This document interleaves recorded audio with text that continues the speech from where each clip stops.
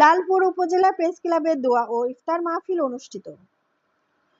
নাটোরে লালপুর উপজেলা প্রেস ক্লাবের আয়োজনে ইফতার মাহফিল ও লালপুরের কৃতি সন্তান নিউরো মেডিসিন বিশেষজ্ঞ ডাক্তার জাহিদুর রহমানকে সম্মাননা প্রদান করা হয়।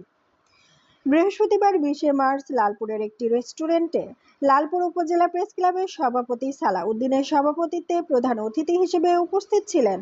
লালপুর উপজেলা নির্বাহী অফিসার মেহেদী হাসান। এ সময় উপস্থিত ছিলেন অর্থোপেডিক্স বিশেষজ্ঞ ডাক্তার শরীফুল ইসলাম, উপজেলা কৃষি সম্প্রসারণ কর্মকর্তা মেহেদী জাহান, নাটোর পল্লী বিদ্যুৎ লালপুর জোনাল অফিসের ডিজিএম রেজাউল করিম, উপজেলা একাডেমিক সুপারভাইজার সাদ আহমেদ শিবলি, লালপুর উপজেলা প্রেস ক্লাবের উপদেষ্টা মোকাররেবুর রহমান নাসিম,